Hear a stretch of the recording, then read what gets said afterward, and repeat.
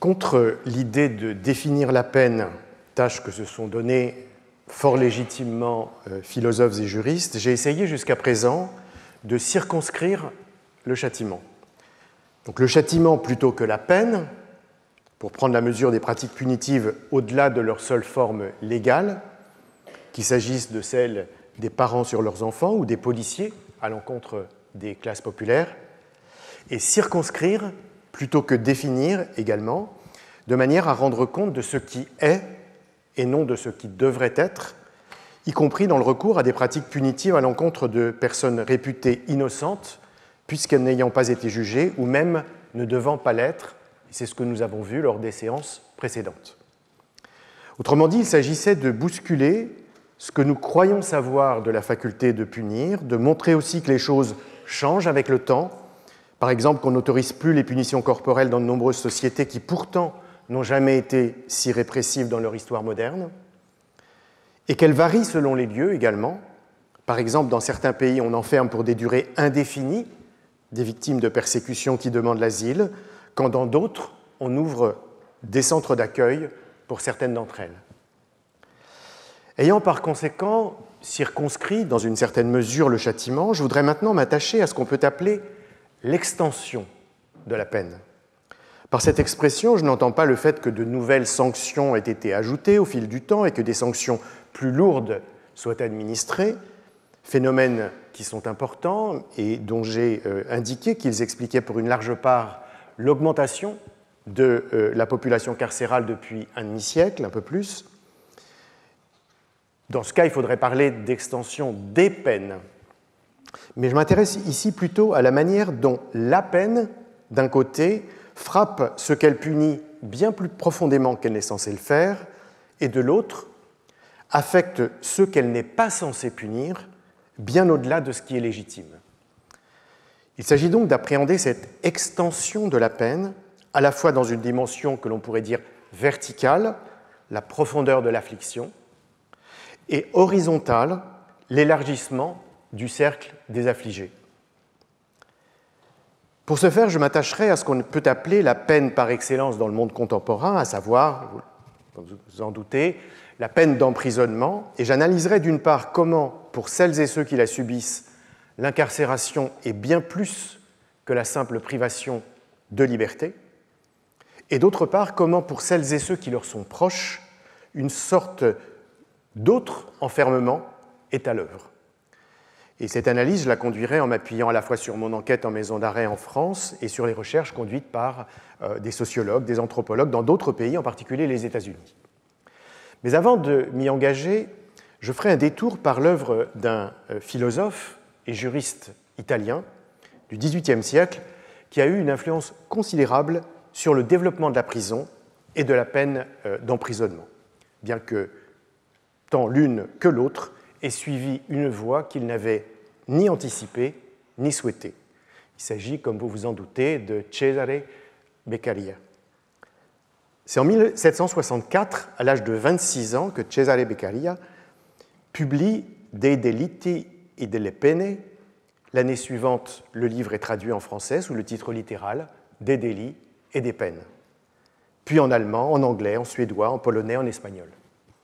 C'est dire l'intérêt de toute l'Europe intellectuelle de son temps pour une pensée étonnamment réformatrice qui séduit autant les philosophes que les gouvernants par sa clarté et son originalité. Lorsque paraît le livre, le droit pénal demeure l'héritier du droit criminel de la Renaissance, inquisitorial et répressif, qui lui-même reprend à travers des commentaires savants la compilation du droit romain réalisée sous l'empereur Justinien au VIe siècle. C'est donc contre ce code informe que le jeune philosophe italien veut édifier sa réforme. Et cette réforme, il l'inscrit sous le double signe, je le cite, des droits du genre humain et de l'invincible vérité. La philosophie générale en est énoncée dans le 42e chapitre, qui en est en fait la conclusion. Je cite, « Pour qu'une peine ne soit pas un acte de violence contre un citoyen, elle doit être essentiellement publique, prompte, nécessaire, la moindre des peines applicables dans les circonstances données, proportionnée au délit et déterminée par la loi. » Donc à l'arbitraire, la lenteur, la contingence et la sévérité de l'appareil judiciaire, au caractère disproportionné et discrétionnaire de la peine, à l'injustice en somme de la justice, Cesare Beccaria oppose un nouveau paradigme rationnel et utilitariste. Il faut rappeler ici les deux formes principales de justification théorique du châtiment dont j'ai déjà parlé. On peut premièrement décider de punir une personne sur la seule base de l'infraction commise. C'est la justice rétributive, qui repose sur trois principes moraux généraux. L'auteur d'un acte réprouvé par la société doit être puni. Il doit l'être par un agent légitime à infliger cette punition. Et il doit l'être de manière proportionnée à son acte. Autrement dit, le châtiment s'impose, quelles qu'en soient les conséquences pour la société, car le criminel ou le délinquant doit être sanctionné. On parle en anglais de just deserts, c'est-à-dire que le coupable mérite d'être puni et qu'il doit l'être de manière juste. Dans la philosophie classique, Emmanuel Kant est le représentant archétypal du rétributivisme. Pour lui, la seule justification du châtiment, c'est la culpabilité de l'auteur de la violation de la loi, et il faut une égalité de gravité entre l'infraction et sa sanction, ce qui implique par exemple la peine de mort pour le meurtrier. Mais on peut aussi, deuxièmement, décider de punir une personne pour le bien public. C'est la justice utilitariste qui repose sur un syllogisme. Une action est bonne si elle contribue à accroître le bonheur dans la société. Les châtiments sont toujours mauvais car ils sont source de souffrance. Et donc, on ne peut infliger une punition que si elle permet d'écarter un plus grand mal.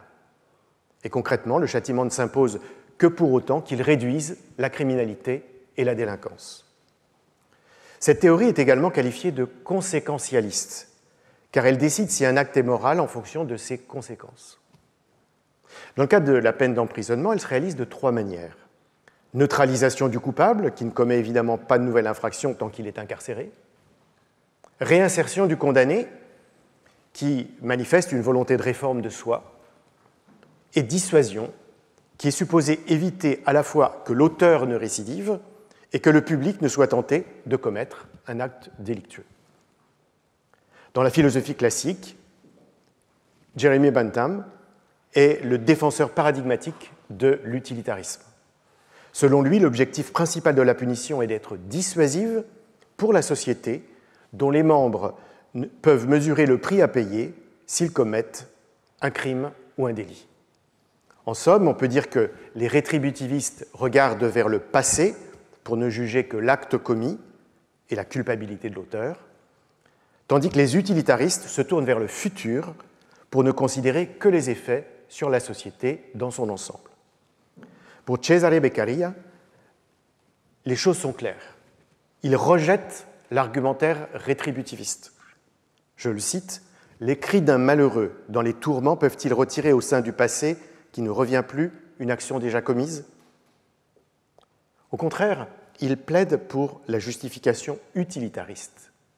Et je le cite encore, « Les châtiments n'ont pour but que d'empêcher le coupable de nuire désormais à la société et de détourner ses concitoyens de la voie du crime. » Et il faut souligner que son traité précède les thèses de Kant et inspire celles de Bentham. Il est donc assurément un précurseur. Mais comment, selon lui, fonder la légitimité du châtiment ? Je le cite, « C'est la nécessité seule qui a contraint les hommes à céder une partie de leur liberté, d'où il suit que chacun a voulu mettre dans le dépôt commun que la plus petite portion possible, c'est-à-dire précisément ce qu'il en fallait pour engager les autres à le maintenir dans la possession du reste. L'assemblage de toutes ces petites proportions de liberté est le fondement du droit de punir. Tel est donc le contrat social qui autorise qu'on exerce une violence et impose une souffrance à des individus qui ont violé la loi régissant les rapports humains. Et l'auteur ajoute « Tout exercice du pouvoir qui s'écarte de cette base est abus et non justice. » Et encore, tout châtiment est inique aussitôt qu'il n'est pas nécessaire à la conservation du dépôt de la liberté publique. De ce fondement découlent plusieurs faits.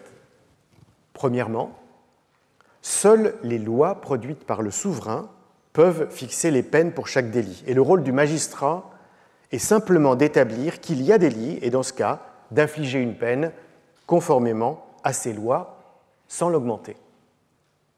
Ce double principe vise à assurer la légalité du châtiment et l'équité de sa distribution. D'une part, le juge ne doit pas s'écarter de ce qui est prescrit, c'est la légalité, et d'autre part, des juges différents doivent être en mesure de décider la même sanction, c'est l'équité.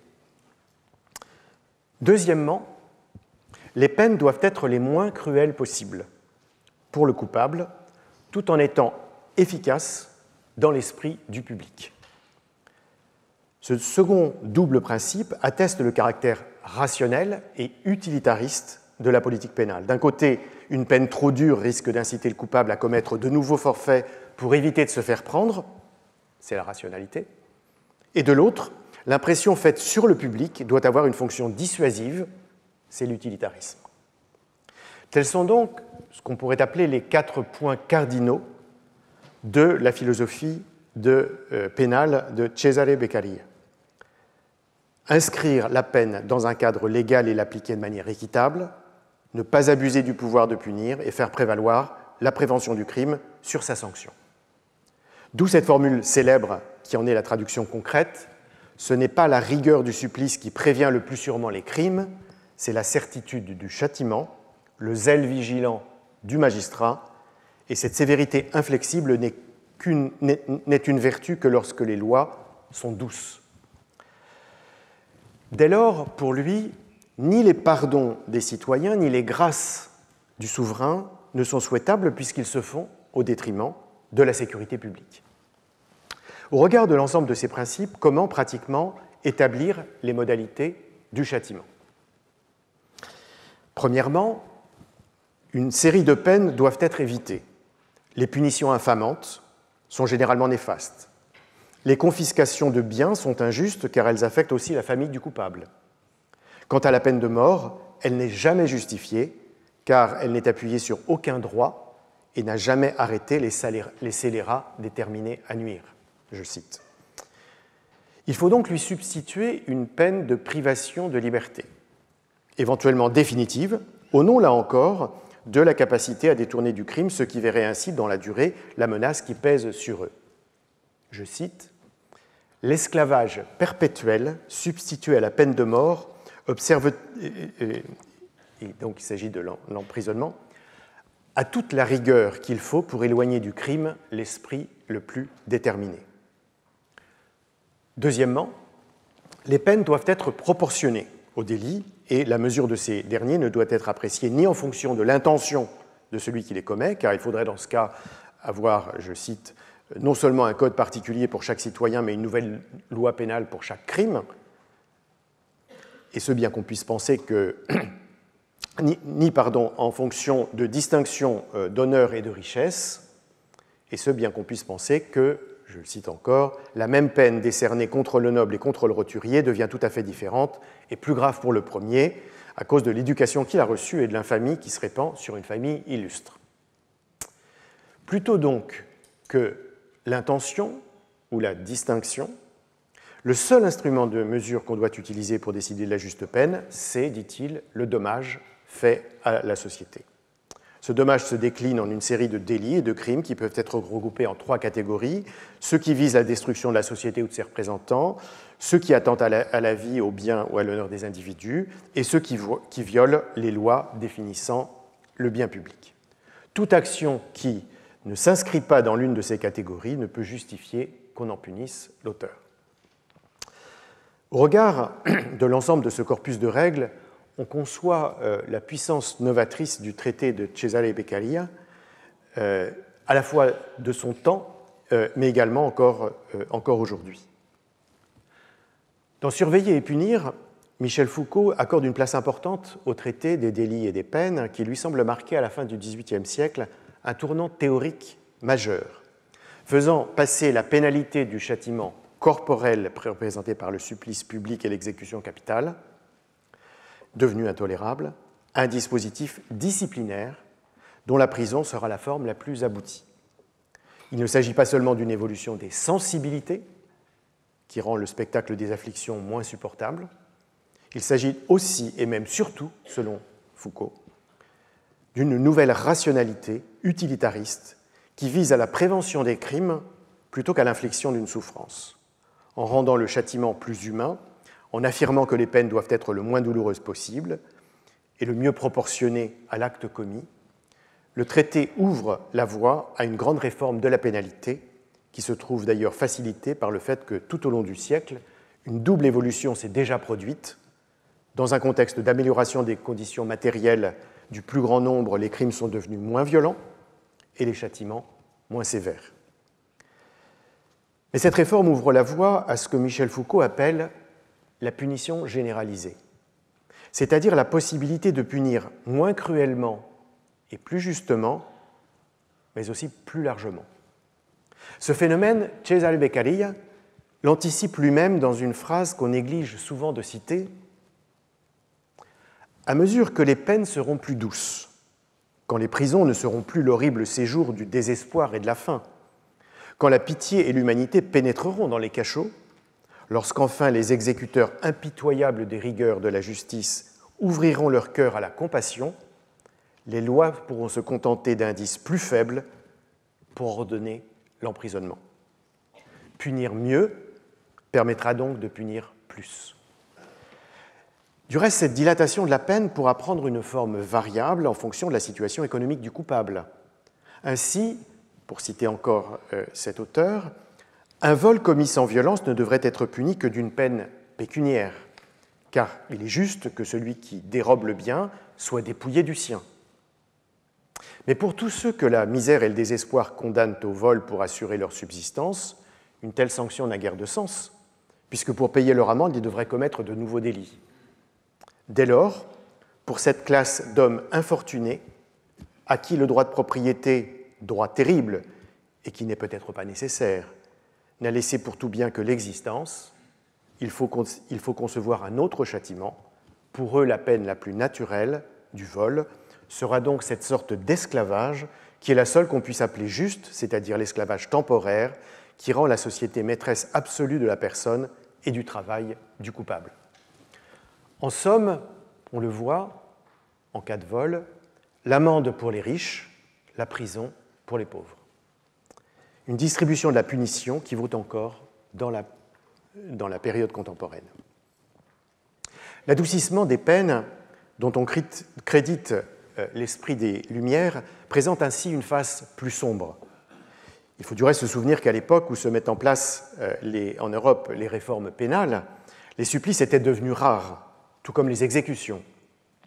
L'effroyable écartèlement de Damien, accusé de tentative de régicide, que Michel Foucault semble prendre tant de plaisir à raconter avec un luxe de détails et dont il fait le dernier grand moment de l'ancien régime pénal, était en réalité tout à fait exceptionnel, comme l'a montré l'historien néerlandais Peter Spierenburg. Quant aux condamnations à la peine capitale, leur proportion dans les arrêts criminels est divisée par 3 entre la première et la seconde moitié du XVIIIe siècle, selon les analyses de l'historien français Jean-Claude Farcy. On a donc remplacé des châtiments corporels parfois spectaculaires et terrifiants, certes, mais inhabituels, par des peines d'emprisonnement dont la modération et la modulation ont permis qu'on en fasse un usage bien plus considérable, sans d'ailleurs que soit supprimée la peine de mort. Mais compte tenu de l'état des établissements pénitentiaires et de la rigueur de leur discipline, l'indignité de l'incarcération sera limitée pour l'essentiel aux classes populaires considérées comme dangereuses, c'est-à-dire aux condamnés de droit commun qui forment l'essentiel de la population carcérale au XIXe siècle, tel que l'a étudié Michel Perrault. Double effet de la réforme pénale, donc, qui étend et différencie le domaine de la peine, dans lequel Michel Foucault voit son véritable objectif, à savoir, je le cite, d'établir une nouvelle économie du pouvoir de châtier, d'en assurer une meilleure distribution, de faire qu'il ne soit ni trop concentré en quelques points privilégiés, ni trop partagé entre des instances qui s'opposent, qu'ils soient répartis en circuits homogènes, susceptibles de s'exercer partout, de façon continue et jusqu'au grain le plus fin du corps social. On peut certes discuter cette analyse assez monolithique et penser qu'il s'agit simplement d'implications logiques découlant d'un choix de pondération et de gradation des peines plutôt que d'un véritable objectif suggérant un dessein caché. Il n'en reste pas moins qu'au-delà des valeurs de justice et de mansuétude et des principes de défense du bien public et de l'état de droit qui le fondent, le projet de Cesare Beccaria est porteur, à travers la peine de prison, d'un double potentiel d'extension et de différenciation des châtiments, et c'est à quoi je voudrais consacrer la suite de ce propos. L'emprisonnement apparaît pour la première fois dans l'échelle des peines en France dans le Code pénal de 1791. L'article 1er de la première partie, qui a pour titre « Des condamnations », indique « Les peines qui seront prononcées contre les accusés trouvés coupables par le jury sont la peine de mort, les fers, la réclusion, la gêne, la détention, la déportation, la dégradation civique, le carcan. » Chacune d'elles fait l'objet de précisions. Ainsi, la peine de mort est une simple privation de la vie sans qu'il puisse être jamais exercé aucune torture. Les condamnés aux fers sont employés à des travaux forcés au profit de l'État, qui correspondent à des ouvrages pénibles, qui sont rendus encore plus éprouvants par le boulet qui est attaché avec une chaîne de fer. Pour les femmes et pour les filles, cette peine est remplacée par une réclusion dans une maison de force. La gêne consiste en un isolement total dans un lieu éclairé, sans fer ni lien, avec un travail de son choix. La détention consiste en un enfermement au cours duquel les condamnés pourront, à leur choix, travailler ensemble ou séparément. La déportation s'applique au repris de justice pour crime dès la première récidive et pour le reste de sa vie. La dégradation civique s'accompagne d'une mise au carcan au milieu de la place publique où le condamné déchu de ses droits sera pendant 2 heures exposé au regard du peuple. D'une manière générale, du reste, quiconque aura été condamné à une des peines des fers, de la réclusion, de la gêne, de la détention, sera conduit sur la place publique de la ville et attaché à un poteau placé sur l'échafaud avec, je cite toujours, inscrit au-dessus de sa tête sur un écriteau en gros caractères ses noms, sa profession, son domicile, la cause de sa condamnation et le jugement rendu contre lui. Le nombre d'heures d'exposition dépend de la peine qui a été décidée. Élément important, les peines des fers et de la gêne ne peuvent, je cite, en aucun cas être perpétuelles, tandis que la durée de la détention ne pourra excéder 6 années. La deuxième partie du Code des crimes et leurs punitions établit une correspondance très détaillée et d'une grande sévérité entre les actes commis et les peines prescrites. On retrouve ainsi dans ce Code pénal de 1791 plusieurs des grands principes de la pensée réformiste exprimés 27 ans plus tôt par Cesare Beccaria, dont je parlais précédemment, c'est-à-dire la détermination des peines par la loi, l'établissement d'une échelle de sévérité, la suppression des supplices, la publicité des jugements, la valeur du travail, dont on notera qu'il s'accompagne d'une formule étonnamment libérale, à leur choix. On constate cependant le maintien de la peine capitale, malgré la recommandation de son abolition dans le rapport présenté à l'Assemblée nationale constituante. Quant aux peines de fer, qui attachent un boulet au pied du condamné, et de la gêne qu'il maintient à l'isolement total, il est difficile d'y voir le signe d'une clémence particulière du législateur. On est loin d'un adoucissement des peines. Le Code pénal napoléonien de 1810 ajoutera encore à l'inflexibilité et à la cruauté de la loi. Si la gêne est supprimée, certains supplices, comme l'amputation de la main droite pour les parricides avant leur exécution, sont rétablis, et la flétrissure, consistant en une marque en fer rouge, est restaurée, tandis que les peines de réclusion et de travaux forcés, nouveau nom donné aux fers, peuvent être infligées désormais à perpétuité. C'est seulement sous la monarchie de Juillet que supplices et flétrissures seront supprimés. Au-delà de ces vicissitudes législatives, la détention, qui est introduite dans le Code pénal adopté par l'Assemblée nationale législative en 1791, correspond à une innovation cruciale. l'emprisonnement punitif devient une sanction ordinaire dont l'Empire s'étendra progressivement jusqu'à devenir aujourd'hui la peine de référence. Avant cette date, en effet, l'incarcération avait une vocation essentiellement préventive. Elle visait à éviter que le prévenu ne se présentât pas devant le juge. Dans son traité de justice criminelle en France de 1771, Daniel Jousse écrivait « La prison n'est pas donnée comme peine, mais pour la garde des criminels ». On peut donc dire que juridiquement et historiquement, la détention provisoire a précédé la détention pénale. Certes, l'emprisonnement punitif n'était pas totalement absent des pratiques d'Ancien Régime, puisqu'il pouvait servir en lieu d'amende pour les condamnés insolvables, ou bien à la place d'une peine de galère jugée trop cruelle, ou encore pour le châtiment des femmes détenues dans les maisons de force. Mais pour l'essentiel, l'enfermement concernait les populations indésirables, plutôt que délinquantes ou criminelles, qu'il s'agit de mendiants, d'invalides, de vagabonds, de prostituées, d'orphelins, qu'on plaçait dans des hôtels-dieux et des ateliers de charité. À la fin du XVIIIe siècle, on assiste bien à une naissance de la prison, selon la formule de Michel Foucault, qu'il faut toutefois entendre plus exactement comme naissance de la prison à vocation punitive. Avec cette innovation, écrit-il, les réformateurs pensent donner au pouvoir de punir un instrument économique efficace, généralisable dans tout le corps social, susceptible de coder tous les comportements et par conséquent de réduire tout le domaine diffus des illégalismes. Donc là où les peines cruelles et infamantes s'appliquaient de manière arbitraire et occasionnelle, l'enfermement, théoriquement sans violence physique, peut étendre les sanctions et les différencier. Il permet de punir beaucoup plus exhaustivement les délits, même mineurs, et il permet de cibler les catégories de population à l'égard desquelles on veut se montrer plus sévère. Censée adoucir les peines, ce qu'elle n'a d'ailleurs guère fait comme vous venez de le voir, la prison en a rendu possible la multiplication en fonction des époques. Le législateur s'étant plus ou moins emparé de cette libéralité, alternant des moments de raidissement, comme dans la période napoléonienne, et des moments d'atténuation, comme sous la monarchie de Juillet. Les sociétés contemporaines se sont montrées fortement enclines à en user. Libéralité, mais aussi libéralisme au sens économique.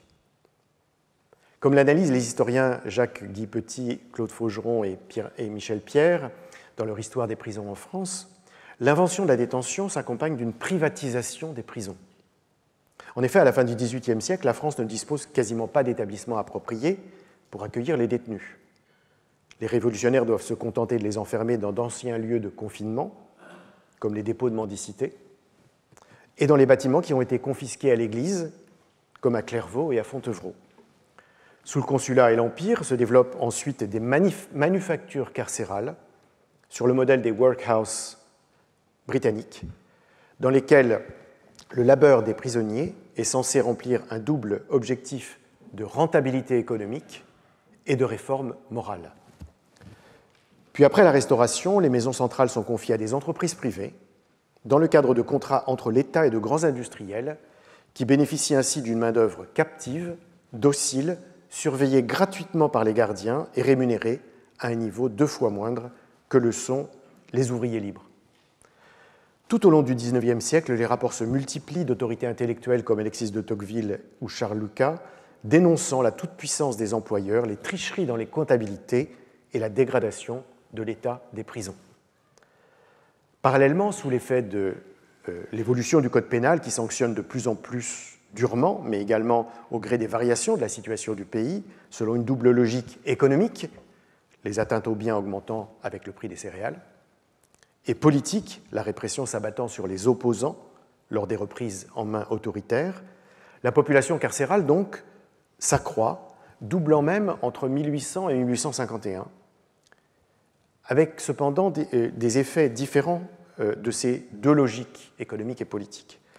Alors que lors de la Restauration, pendant le Second Empire et au moment de la Commune de Paris, les soubresauts politiques se manifestent par des poussées démographiques dans les prisons, brutales mais transitoires, Les réalités économiques, elles, plus permanentes, se traduisent par des phénomènes structurels, les peines étant particulièrement lourdes contre les délits commis par les pauvres, soit en moyenne 3 ans d'emprisonnement pour le plus commun, à savoir le vol simple. Lorsque les emprisonnements d'activistes refluent, donc, restent dans les établissements pénitentiaires les membres des classes populaires et même leur segment le plus défavorisé, celui des travailleurs journaliers. À la misère des prisonniers correspond d'ailleurs la misère des prisons. La ration alimentaire quotidienne est de 750 grammes de pain et d'un demi-litre de bouillon agrémenté de quelques dizaines de grammes de pommes de terre ou de légumes secs, et dans certaines maisons centrales, de graisses avariées. La malnutrition est générale et les maladies fréquentes, à commencer par la typhoïde et la tuberculose. La mortalité est élevée, et parmi les hommes condamnés à des peines de 3 ans d'emprisonnement, 1 sur 6 meurt avant la fin de son séjour carcéral. Quant à la discipline, au sein des établissements, elle est sévère, souvent même violente et cruelle. Les gardiens au début du siècle, puis les directeurs après l'instauration du prétoire en 1842, disposent d'un pouvoir largement discrétionnaire de sanctionner des infractions, dont l'une des plus communes est la violation de l'interdiction de parler, qui a été instituée en 1839. Les peines de cachot n'ont souvent pas de durée limitée. Les châtiments s'apparentent pour certains à des supplices, comme le séjour dans une cellule glacée ou le piton, consistant à garrotter le détenu contre un mur. En somme, dès l'origine, la mise en œuvre de l'adoucissement des peines imaginées par les philosophes et les juristes réformistes a été un trompe-l'œil. La peine de mort n'a pas disparu, les violences et les tortures n'ont pas été supprimées, hormis peut-être les plus cruelles. De la place publique où elles étaient exposées, elles ont été transportées dans des cachots où il est possible de les soustraire au regard. Au fond, le plus grand changement introduit par la prison a été, comme je l'ai dit, la possibilité de multiplier les peines en les différenciant.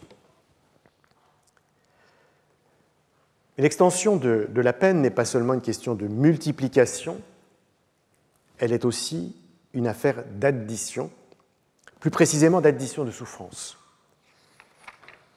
Il ne leur manque que la liberté, disaient des détenus beaucoup de membres du personnel pénitentiaire dans la maison d'arrêt où j'ai conduit ma recherche. Leitmotiv qui semblait faire écho à la définition même de la peine d'emprisonnement comme peine privative de liberté. Des surveillants allaient jusqu'à assimiler les allers-retours des récidivistes à des séjours, je cite, en colonie de vacances. Un directeur adjoint considérait que les prisonniers bénéficiaient du confort, de la nourriture et du linge que l'établissement leur fournissait et, ajoutait-il, même de la sécurité. Le lieu commun était qu'ils étaient, je cite, mieux ici que chez eux. Ce mythe de la captivité heureuse, qui semble offrir un démenti au souci de Cesare Beccaria de faire de la prison un lieu redoutable, susceptible de dissuader les potentiels criminels, est remarquable au regard de ce qu'est la réalité du monde carcéral auquel ces agents sont confrontés au quotidien. L'indifférence cognitive qu'ils semblent manifester, c'est-à-dire l'ignorance de cette réalité, non seulement au sens passif de ne pas connaître, mais également au sens actif de ne pas vouloir connaître, relève certainement pour partie de ce type de défense qu'ont décrit les psychologues du travail pour de nombreux métiers et qui sont autant de manières de faire face à des expériences pénibles dans le milieu professionnel. Selon Christophe Dejour, un des fondateurs de la psychodynamique du travail, ce qu'il appelle des stratégies collectives de défense permettent de lutter symboliquement contre ce qu'il nomme la souffrance au travail. Pour le personnel pénitentiaire, donc, dont les conditions de travail sont difficiles et qui a une conscience souvent douloureuse de la mauvaise image de leur métier dans le public, il est probable que ce mécanisme joue d'une part en neutralisant souvent l'émotion qu'ils peuvent avoir face à la détresse de certains détenus, dont ils disent qu'ils, je cite, font du cinéma, et d'autre part en justifiant parfois une agressivité que trahit l'admiration de certains pour la dureté du système états-unien, entrevu à la télévision, dont il me disait qu'il ne laisse pas les prisonniers faire ce qu'ils veulent. Toutes et tous ne partageaient cependant pas cette vision que je viens de décrire. Certaines et certains, dans le personnel, faisaient preuve de sensibilité à l'égard des épreuves que traversaient les prévenus et les condamnés, leur témoignant même de la sollicitude. J'ai le souvenir d'une lieutenante qui, une fois les retours de promenade de l'après-midi effectués, était allée voir un détenu d'origine maghrébine pour le réconforter, car il venait d'apprendre le décès brutal de sa jeune nièce. Celles et ceux qui, comme cette officière, étaient attentifs à l'expérience des prisonniers n'auraient assurément jamais affirmé qu'il ne leur manquait que la liberté. Bien qu'au fil des près de 2 siècles et demi de son existence, la prison ait beaucoup évolué, que l'hygiène et l'alimentation se soient améliorées, que les tortures physiques y aient disparu, que des droits fondamentaux aient été reconnus par rapport à ce que je décrivais précédemment au XIXe siècle, il est notable qu'une continuité existe dans les souffrances qu'elle induit. Il y a 70 ans, le sociologue états-unien Gresham Sykes commençait l'ethnographie d'un établissement pénitentiaire du New Jersey qu'il publia 4 ans plus tard et qui devint l'un des classiques du genre, The Society of Captives, la Société des captifs. Il écrit, je cite, que les privations et les frustrations de la vie en prison peuvent être considérées pour partie comme des châtiments que la société inflige délibérément aux condamnés pour avoir violé la loi, et pour partie comme un effet collatéral non planifié du confinement de grands groupes pour de longues périodes de temps. Et en fait, ces 2 aspects qu'il distingue, volontaire et involontaire, ne s'excluent nullement. Et l'effet collatéral du confinement, ce qui est involontaire, procède bien de la conception doloriste, qui elle est volontaire, du châtiment. Les modalités de l'incarcération sont destinées à faire souffrir. Par définition, punir, c'est en effet, comme je l'ai dit au début de ce cours, infliger une souffrance. Pour Gresham Sykes, les privations et les frustrations sont du reste des agressions contre la personnalité du point de vue de l'estime de soi et du sentiment de sécurité qui sont certes moins faciles à voir que l'administration sadique de coups, la présence de fer sur le sol ou la marche forcée sur un moulin de discipline, mais dont les effets de destruction du psychisme ne sont pas moindres que les conséquences des souffrances corporelles. Fin de citation. Il faut donc être attentif à ces manifestations moins visibles, mais non moins délétères. La liste et la description qu'il en donne ressemblent étonnamment à celles que j'ai moi-même proposées dans l'enquête que j'avais conduite dans une maison d'arrêt française plus d'un demi-siècle plus tard. La privation de liberté est la plus évidente, mais elle est bien plus que ce qu'elle semble être. Car elle ne se manifeste pas seulement par l'emprisonnement dans un établissement pénitentiaire duquel on ne peut sortir pendant la durée de sa peine, hormis de brèves permissions et en cas d'aménagement, tel le placement extérieur ou la libération conditionnelle, mais elle est aussi un confinement dans le confinement. En France, c'est particulièrement le cas dans les maisons d'arrêt, où les détenus sont en principe enfermés dans leur cellule 22 heures sur 24, pour autant qu'ils décident de tirer parti des 2 heures de promenade, l'une le matin, l'autre l'après-midi, ce que certains ne font pas, soit parce qu'ils ont peur de la violence dont ils peuvent faire les frais, soit parce qu'ils ressentent le besoin de se retrouver seuls un moment pendant que leurs codétenus sont à l'extérieur. Tel est l'emploi du temps ordinaire, si leur séjour est seulement de quelques mois. Au-delà, ils peuvent avoir accès à un travail, un stage, un enseignement ou une activité sportive. Toutes occupations pour lesquelles les listes d'attente sont longues, mais qui permettent de sortir quelques heures par jour pour les exercer. Tandis que, sauf exception, une personne condamnée à une courte peine n'aura accès à aucune d'entre elles. Mais pour tous les détenus, le confinement est total entre 18 heures, moment des dernières réintégrations, et 8 heures le lendemain matin, moment des douches, 1 jour sur 2, soit un enfermement ininterrompu de 14 heures, correspondant du surcroît à un temps propice aux crises d'angoisse, aux périodes d'insomnie, aux tentatives de suicide, aux recrudescences des douleurs. L'impression d'enfermement a été aggravée par l'ajout au traditionnel barreau d'un caillebotis à texture serrée de caoutchouc noir qui obscurcit la cellule, officiellement pour éviter que les détenus jettent par la fenêtre des détritus qui s'accumulent dans les parties extérieures rarement nettoyées et qu'ils échangent entre eux des objets d'une fenêtre à l'autre par l'intermédiaire de ce qu'on appelle des yo-yo, c'est-à-dire des petits paquets accrochés au bout d'une cordelette. Dans les cellules, le monde extérieur n'est dès lors plus vu que sous la forme de petits carrés faiblement lumineux. Des camarades qui sortent de prison, parfois, ils passent des heures devant une fenêtre à regarder le ciel, commentait un détenu.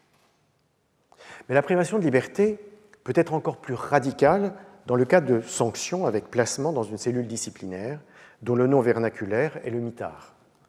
L'espace y est restreint à 5 ou 6 mètres carrés, la lumière du dehors filtre à peine, les lieux sont souvent sales, malodorants, étouffants en été, glacés en hiver, le mobilier fixé au sol est réduit à sa plus simple expression, les activités y sont inexistantes, et l'heure de promenade pendant laquelle le prisonnier est seul a lieu dans un local fermé, de petite taille, sans guère de possibilité d'exercice physique. L'extrême dépouillement et la répugnante dégradation des cellules participent du rabaissement de la personne ainsi enfermée. La France a d'ailleurs été condamnée par la Cour européenne des droits de l'homme pour ces quartiers disciplinaires. Deux situations particulières rendent cependant la privation de liberté en prison moins éprouvante. D'une part, les établissements pour peine où sont détenues des personnes qui ont été condamnées à un emprisonnement supérieur à 2 ans en principe, ont en général des conditions plus favorables, au sens où beaucoup disposent de la clé de leur cellule, ce qui leur permet de se déplacer dans la prison et de vaquer à leurs occupations. Et d'autre part, certaines maisons d'arrêt et certains centres de détention ont adopté le dit module de respect que l'administration pénitentiaire espagnole a développé dans tous ces établissements et qui donne aux détenus concernés l'accès à des cellules ouvertes dans la journée. L'objectif étant d'apaiser les relations au sein de la détention tout en faisant évoluer le métier de surveillant. Après avoir expliqué leurs motivations pour en justifier la demande et fait l'objet d'une évaluation par le personnel, les bénéficiaires de cette mesure sont tenus à une observance stricte des règles concernant le comportement, la tenue, l'hygiène, l'entretien de la cellule et la détermination d'un programme d'activité. En fonction de leurs bonnes ou mauvaises pratiques, ils gagnent ou perdent des points, pouvant même être exclus du programme. Le module de respect offre ainsi aux prisonniers des conditions d'enfermement beaucoup moins contraignantes, mais permet aussi à l'administration de mettre en œuvre une nouvelle forme de discipline. La surpopulation carcérale rend le confinement particulièrement difficile à supporter car elle implique une privation d'intimité. Dans la mesure où dans les établissements pour peine, chaque détenu dispose seul d'une cellule, elle ne concerne que les maisons d'arrêt, où les prisonniers sont 2 et de plus en plus souvent 3 dans 9 mètres carrés, avec 2 lits superposés, un matelas au sol, le reste de l'espace étant occupé, il faudrait dire obstrué, par une table, des chaises, une armoire, un lavabo, surmonté d'un miroir, avec un coin de toilette dont la porte battante est souvent branlante, voire absente. Le manque d'espace et de temps pour soi est une épreuve d'autant plus grande qu'on s'entend mal avec le ou les codétenus que l'on s'est vu imposer en raison de différences de tempérament ou d'habitude. Des rapports de force se créent, des disputes se produisent, des peurs se développent, des violences sexuelles surviennent parfois. 9 mètres carrés à 2, me disait un jeune détenu basque. Même si c'est votre meilleur ami, vous finissez par plus le supporter et lui ne vous supporte plus non plus. Et il anticipait que son procès n'aurait pas lieu avant plusieurs années. Pour les prisonniers en détention provisoire, comme c'était son cas, dont le séjour en maison d'arrêt peut en effet être très long, la promiscuité devient vite intolérable.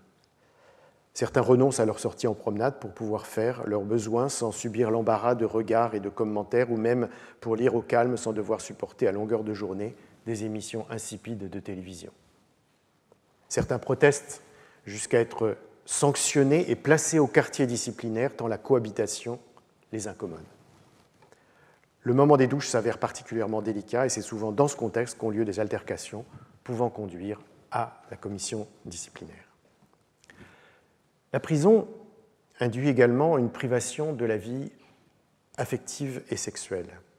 Les détenus sont séparés pendant des périodes plus ou moins longues et selon des modalités plus ou moins restrictives de leurs conjoints, de leurs enfants, de leurs familles, de leurs amis. Un habitué des séjours carcéraux qui surjouait la virilité me confiait pourtant « C'est pendant le ramadan que c'est particulièrement difficile d'être seul, sans sa famille. Le soir, quand c'est l'heure de couper, je pleure. » Les visites mettent du temps à être établis pour des raisons d'autorisation et de disponibilité. Lorsque des instructions sont en cours, le juge peut décider de plus d'en interdire certaines, officiellement pour le bon déroulement de l'enquête, mais en réalité souvent pour exercer une pression supplémentaire sur le prévenu et le faire avouer son infraction ou fournir des informations sur ses complices. Des fois, je donnerai tout ce que j'ai pour passer un coup de fil, explique un homme en détention provisoire qui n'a pas le droit d'entrer en contact avec son épouse. C'est dur de ne pas pouvoir parler avec ma femme. Ça fait 1 an que je n'ai pas eu d'échange avec elle, mais je veux qu'au tribunal, on ne puisse pas dire que nous avons communiqué et que ça m'alourdisse ma peine. Pour ceux qui ont des enfants, ne pas les voir grandir est une souffrance singulière. Mais certains font eux-mêmes ce choix. Ça me fait plus de mal qu'autre chose de les voir tristes, reconnaît l'un d'entre eux. Je ne veux pas que ma fille me voie en prison, affirmait un autre. Il y a des parloirs père-enfant qui ont été institués dans certains établissements permettant des échanges précieux, mais peu de détenus peuvent en profiter faute de place. De même ont été créées des unités de vie familiale, appartements où pendant quelques heures, voire 2 ou 3 jours, les prisonniers peuvent être avec leurs conjointes et le cas échéant leurs enfants, mais elles demeurent rares. Dans ces conditions, la sexualité se limite souvent à la masturbation, à des relations pas toujours consenties avec d'autres détenus, ou parfois à une furtive interaction avec une compagne lors d'une visite qui échappe au regard des surveillants ou bénéficie de leur discrétion, pouvant donner lieu à la conception de ce qu'on appelle un bébé parloir. Mais la condition carcérale induit des frustrations plus profondes, et notamment la privation de dignité et d'autonomie. La toute-puissance du personnel met en effet à l'épreuve l'estime de soi et le pouvoir de décision. La prison, ça ne devrait pas être une privation de dignité, me disait un homme en attente de son procès depuis 2 ans et demi.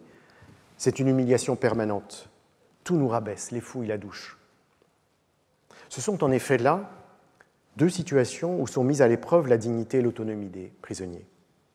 Premièrement, les fouilles corporelles, dites intégrales, sont particulièrement attentatoires à la dignité et ont d'ailleurs fait l'objet de condamnations par la Cour européenne des droits de l'homme.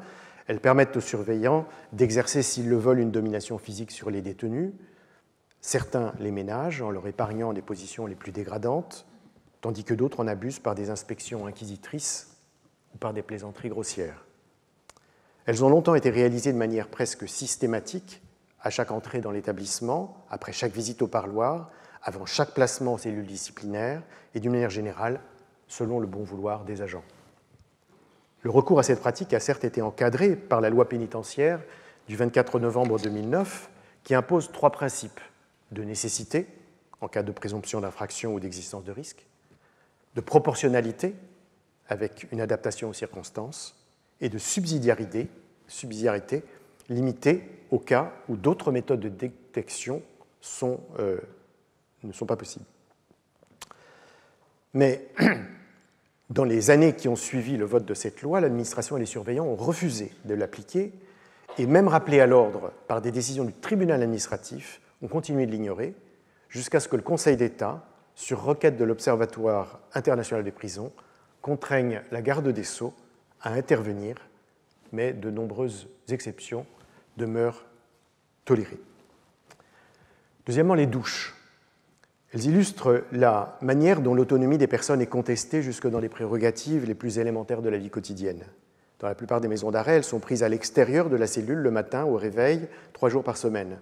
Elles deviennent souvent des moyens de pression exercés par certains surveillants. D'une part, lorsque le détenu encore endormi ne sort pas immédiatement de sa cellule après avoir été appelé, sa porte est refermée plus ou moins rapidement. Et il aura dès lors beau implorer, il devra attendre 2 ou 3 jours supplémentaires pour se laver.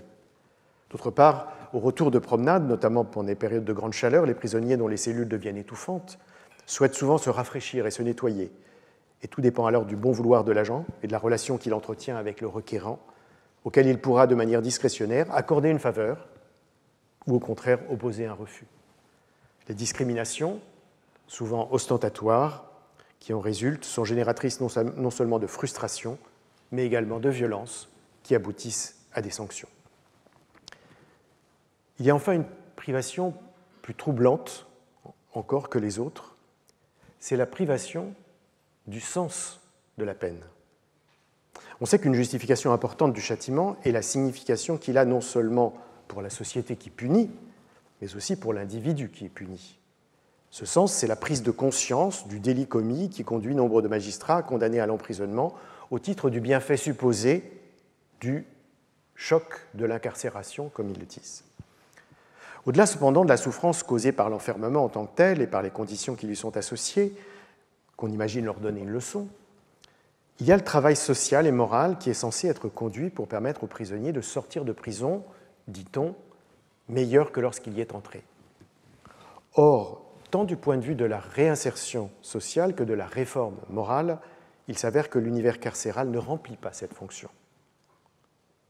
Il ne faudrait pas qu'il y ait tout ce temps perdu, se plaignait un prévenu, il faudrait que ça serve à quelque chose, mais la prison, elle ne sert à rien. Dans les maisons d'arrêt, seul un détenu sur 4 ou sur 5 a un emploi, au demeurant sans intérêt, mal rémunéré, sans protection sociale. Les stages professionnels sont peu nombreux et mal adaptés. Les enseignements sont concentrés sur l'alphabétisation, les activités culturelles sont exceptionnelles, le sport est rationné. L'inactivité et l'ennui sont la règle. La peine pour le prisonnier est ainsi l'apprentissage qu'elle n'a pas de sens. Ou plutôt, pas d'autre sens qu'une forme de dévalorisation de la personne et de son existence, puisqu'on le condamne à perdre son temps et à apprendre à supporter l'insupportable. Privation donc de liberté, bien au-delà du simple enfermement entre les murs de la prison, mais aussi privation d'intimité, de vie affective et sexuelle, de dignité et d'autonomie, et paradoxalement, privation du sens même de la peine. Un détenu suffisamment apprécié par l'administration pour s'être vu confié à un poste d'auxiliaire d'étage, c'est-à-dire chargé de certains travaux d'entretien et bénéficiant à ce titre d'une cellule un peu plus vaste qu'il occupait seul, me déclarait pourtant « Tous les moyens sont mis en œuvre pour détruire ce qui reste d'humain en nous. C'est un univers assez pervers, la prison, et qui très vite nous pervertit aussi. » Il est assurément difficile de ne pas établir un lien entre ce propos sur la destruction de l'humanité des détenus et la question du suicide en milieu carcéral. La France a en effet le taux de suicide en prison le plus élevé de son histoire et le plus élevé d'Europe. Alors, le plus élevé de son histoire, pas tout à fait en réalité, car si le taux a été multiplié par 18 en un demi-siècle, pour se stabiliser, il a relativement diminué depuis 2 décennies pour se stabiliser autour de 18 pour 10 000. Et le plus élevé d'Europe, pas tout à fait non plus, car s'il est 2 fois plus qu'en Angleterre, en Allemagne et en Italie, 4 fois plus qu'en Espagne et en Irlande, il semble qu'on se donne encore plus la mort dans les établissements pénitentiaires de Lituanie. On affirme souvent que c'est la conséquence du fait que les Français se suicident plus que d'autres Européens, à l'extérieur. C'est vrai, mais en France, on se donne la mort 9 fois plus en prison qu'à l'extérieur, quand l'excès de suicide en milieu carcéral est d'environ 6 fois pour l'Angleterre, l'Allemagne, l'Espagne. Alors à quoi cet excès est-il dû ? Il faut distinguer 2 dimensions. Du côté de la chaîne pénale, on observe que le taux de suicide augmente parallèlement à la progression de la population détenue, que parmi les personnes écrouées, il est le double chez celles qui sont hébergées, c'est-à-dire enfermées en prison, par rapport à celles qui ne le sont pas, et qu'il est 3 fois plus élevé chez les prévenus, donc en attente de jugement, que chez les condamnés. La première explication des suicides en prison se situe donc du côté de la chaîne pénale, c'est la banalisation des condamnations à l'emprisonnement ferme qui est largement distribuée par les magistrats, comme nous n'avons cessé de le voir.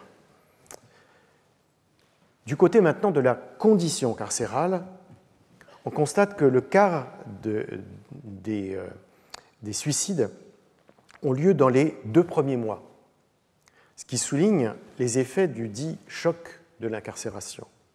Et par ailleurs, le quartier disciplinaire multiplie le taux de suicide par 10 par rapport aux cellules ordinaires, ce qui révèle là l'impact tant physique que moral de ce lieu sordide et avilissant. La seconde explication des suicides en prison se trouve du côté de la réalité pénitentiaire, c'est la prison elle-même, pour ce qu'elle est, ce qu'elle représente et ce qu'elle autorise comme violence institutionnelle. Mais l'extension de la peine n'est pas seulement de privation en privation une addition de souffrance à la souffrance des détenus. elle est aussi une dissémination par cercle concentrique de l'affliction.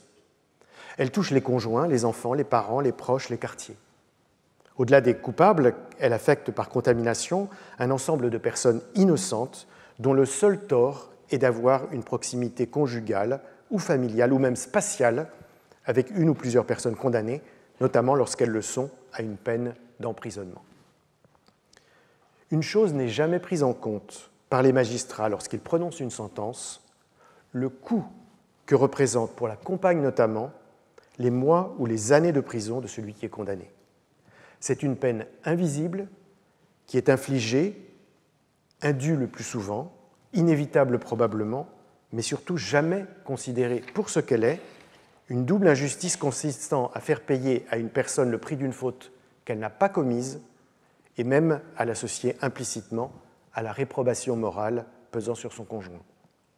C'est ce qu'a montré la sociologue états-unienne Megan Comfort dans un ouvrage intitulé « Doing Time Together », faire de la prison ensemble. Elle a en effet conduit une recherche pendant plusieurs années à la prison de San Quentin, la plus ancienne de Californie et l'une des plus grandes des États-Unis, avec environ 6 000 hommes détenus, en s'attachant à l'expérience des femmes qui venaient visiter leurs compagnons et aux épreuves qu'on leur faisait traverser. Pour rendre compte de cette expérience et de ces épreuves, elle adapte un concept proposé par le sociologue états-unien Donald Clemmer, dont le livre « The Prison Community », la prison comme communauté, publié en 1940, est considéré comme la première ethnographie d'un établissement pénitentiaire aux États-Unis. Ce concept, c'est celui de prisonisation, c'est-à-dire la production d'une culture spécifique à l'univers carcéral et d'autant plus prégnante que le séjour est long, la personnalité fragile, l'intégration dans un groupe de détenus forte et les liens avec des personnes à l'extérieur ténus. Pour Megan Comfort, il existe ce qu'elle appelle une prisonisation secondaire des femmes qui deviennent de fait des quasi-détenues, comme elle le dit. Rendre visite à leurs compagnons est en effet une expérience singulière qui s'apparente entre le moment où elles entrent dans l'établissement pénitentiaire et le moment où elles en sortent à celle des prisonniers par la manière dont elles sont traitées, tancées comme des coupables, les contraintes vestimentaires qui leur sont imposées, pas de décolleté, pas de jupe ou de robe courte, pas de vêtements de couleur proche de celle des détenus ou des surveillants, les objets qu'elles ont le droit d'avoir avec elles, pas de cigarettes, pas de lunettes de soleil, pas de papier ou de stylo, pas de billets de plus d'$1. Elles sont comme moralement souillées par l'infraction commise par leur mari ou leur ami et sont considérées par le personnel avec un mélange de suspicion et de mépris qui autorise le ton agressif et des pratiques discriminatoires. La maison d'arrêt où j'ai réalisé mon enquête se trouve, comme c'est aujourd'hui presque toujours le cas, en tout cas des nouvelles prisons, en dehors de l'agglomération. Dans la mesure où les familles des détenus sont souvent de milieux modestes, leurs membres doivent emprunter les transports en commun, dont très peu ont une desserte près de la prison. Près de la moitié des visiteurs vivent à plus de 50 km de cette prison et doivent prendre le train et le bus en s'assurant que la connexion laisse un temps suffisant et en espérant qu'il n'y aura pas de problème sur le trajet, car une fois l'heure de l'entrée dans l'établissement passée, la visite est annulée. Ce sont ainsi plusieurs heures passées dans les transports en commun avec l'inquiétude d'un contretemps qui entraînerait un parloir fantôme au cours duquel le détenu attend une visite qu'il espérait mais qui n'a pas lieu sans qu'il sache si la raison de l'absence est un retard, un accident, une maladie, un oubli, une rupture. Mais à l'inverse, la personne peut arriver au parloir et ne pas trouver le détenu qu'elle venait rencontrer du fait d'une fâcherie ou d'une sanction disciplinaire.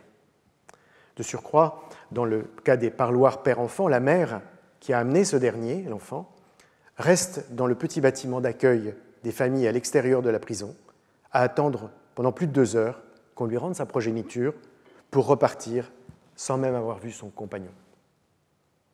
Dans la majorité des parloirs, la trentaine de minutes passées avec le détenu, pour laquelle il faut arriver au moins une demi-heure en avance et rester encore ensuite 1 heure à attendre pendant que les prisonniers sont fouillés afin de s'assurer qu'aucun objet illicite n'a été introduit, représente souvent une journée de déplacement et pour les personnes ayant un emploi, une journée de travail perdue qui s'ajoute aux frais pour se rendre à la prison, lesquels s'élèvent à plus de 50 € par mois pour les 2/3 des visiteurs. Pour certains détenus, basques notamment, la politique pénitentiaire de dispersion conduit à des incarcérations souvent à plus de 500 km de chez eux, rendant les déplacements des proches longs et coûteux, car il faut prévoir des nuits d'hôtel en plus des frais de transport. Mais les complications de la vie des conjointes vont bien au-delà des parloirs. C'est souvent la perte de revenus du compagnon qui ne travaille plus, c'est le poids de toutes les responsabilités domestiques et parentales qui ne sont plus partagées, c'est souvent la nécessité de rendre un logement dont on ne peut plus payer le loyer et de devoir alors retourner chez ses parents, souvent avec ses enfants. C'est la charge mentale qui s'ajoute à l'épreuve affective et au bouleversement matériel. Si les compagnes sont les plus directement touchées par le contre-coup de l'incarcération, c'est aussi le cas des enfants, privés de la relation avec leur père, livrés à eux-mêmes en raison des horaires de travail de leur mère, sujets à des dépressions se traduisant par des difficultés scolaires. Lorsque les détenus sont des hommes jeunes, célibataires, résidant chez leurs parents, ces derniers, parfois âgés, parfois peu autonomes, subissent également les conséquences émotionnelles, économiques et sociales de la peine prononcée. Mais dans la mesure où les lieux de résidence habituels des condamnés ont une distribution spatiale inégale, avec une forte concentration dans les quartiers populaires et notamment les cités d'habitat social, le retentissement de la soustraction d'hommes jeunes peut se faire sentir aussi sur la communauté. C'est ce qu'on observe aux États-Unis, où, comme l'analyse le criminologue de l'université de Rutgers Todd Clear dans un livre intitulé « Imprisoning Communities », emprisonner les communautés, le fait qu'un homme noir né en 1981 sur 3 et un homme noir né en 2001 sur 5 soit amené à connaître la prison au cours de sa vie, a déstabilisé des quartiers entiers, générant du chômage, aggravant la pauvreté des habitants, affaiblissant le contrôle social exercé par les adultes, accentuant la dégradation de l'environnement, pouvant même, par voie de conséquence, accroître non seulement les inégalités, mais aussi la criminalité. En France, où les taux d'incarcération sont aujourd'hui 5 fois plus faibles, les effets structurels sont moins visibles. Mais ils existent aussi. Ils ne sont pourtant jamais pris en compte. On n'entend jamais les magistrats dans les tribunaux correctionnels ou les politiciens dans les débats publics s'interroger sur cette affliction qui, par ondes concentriques, frappe des personnes ou des groupes pour des délits ou des crimes que leurs proches ou leurs membres ont commis. Pour caractériser ce phénomène, on peut parler de châtiment vicariant, c'est-à-dire de châtiment affectant des personnes ou des groupes par contamination de celui infligé aux condamnés. Si la question de la propagation de la faute et de sa punition ne pénètre pas l'univers de la justice et les cercles du pouvoir, c'est qu'elle concerne essentiellement les classes populaires et les minorités ethno-raciales. On ne peut en effet pas comprendre la faculté de punir si on ne l'appréhende pas du point de vue de sa distribution inégale, et c'est ce que nous allons voir dans la leçon suivante. Je vous remercie.